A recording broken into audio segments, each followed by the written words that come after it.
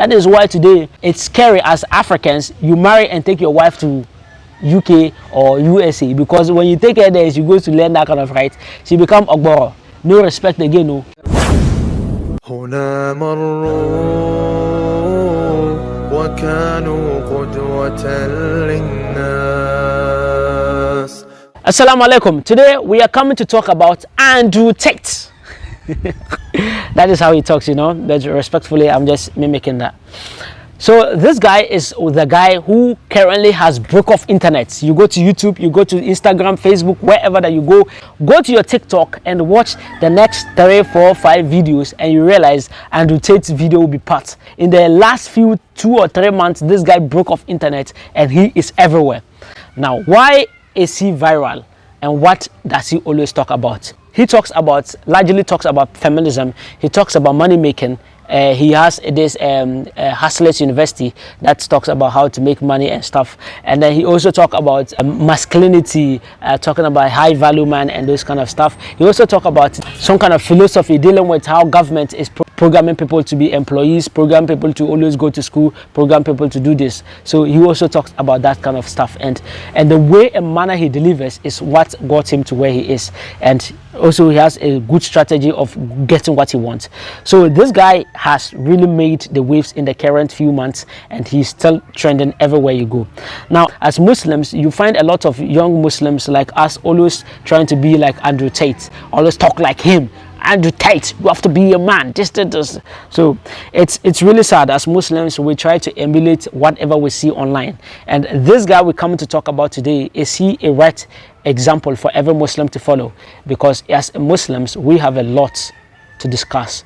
Let's talk about the feminism issue. You look at how the Western world has been affected, and men in the Western world today is highly destroyed by feminism, because to the extent that at first it began like women are fighting for equal rights as men, and we need equal rights, equal opportunities of job opportunities, with everything equal, right, educate, everything. So that was how feminism started. But now in the Western world, feminism is far beyond equality.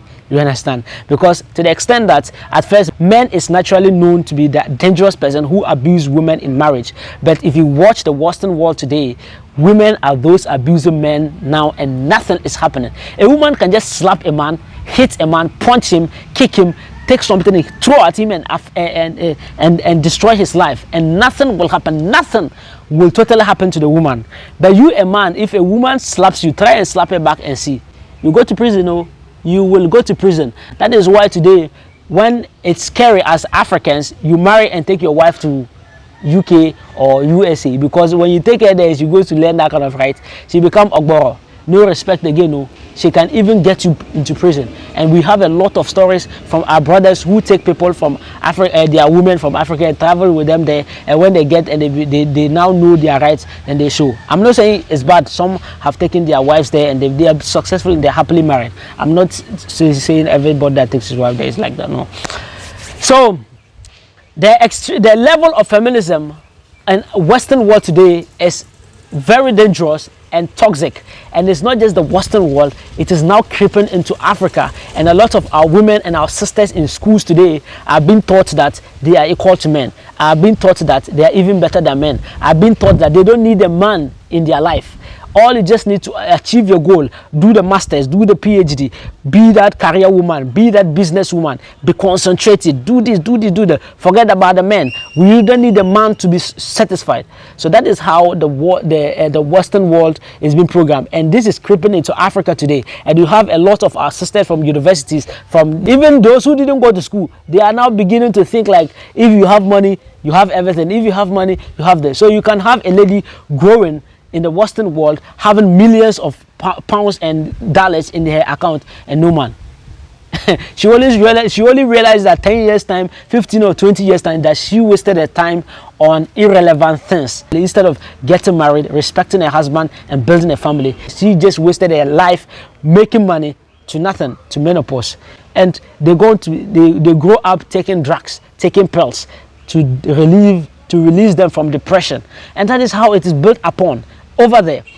And You have a lot of women in the Western world, and today is creeping. You have a lot of our sisters from university. You can't come and talk to them about marriage, that respect your husband, respect this. No. The moment you start talking about that, you are not wise, you are abusive, you are insecure, you are what they have those kind of terms, So they know the terms they use, and some of them are lucky to go into marriage and then divorce because what they are taught is totally different from our setting as African and our settings as Muslims. So when the person go and watch these feminist people, I don't even know their names, and then she comes to implement it to your marriage, and Jale, we are not like that. Stop what you watch on the TV, let it remain there. You are bringing it to the marriage. If the man is also you understand, Bemu is also Jodoni, he will not allow you to be doing those kind of things in his house. So it's affecting our African families, but in the Western world, it is far beyond. Women don't need men now, and women are a lot more frustrated than those who are humbled themselves and built families. So the feminism at the Western world is high level and it's gone extreme. Andrew Tate at the other side with his movement, his group is called the Red Pill Movement. At the other side, also propagating extreme definition of who a man should be, to the extent that if you marry, a man doesn't need to marry. You just need to have women, sleep women all around, just sleep with this woman, just sleep with this woman, and then it propagates that you should make money, which is good, but maybe some of the processes where they make money is wrong. It also propagates that you should understand and escape the matrix of being a slave or an employee or working and not thinking outside the box. But the biggest thing that we come to talk about with that part is how it also counters feminism. It exaggerates the power of man to the extent that you don't need marriage. So that is extreme, you understand? As Muslims, you don't need to take this kind of ideas. A man, you need to marry a woman to complete half of your deen. So this movement is propagating that you don't need a woman, you don't need to really be committed to one woman. Even if you are committed to a woman, you can still have girlfriends outside, be sleeping with this, sleep with this. Yes, you still come home and you feel that you are a man, you have done something. So that is how that movement is also propagating. And you don't need to listen to a woman, you just tell her what she should do.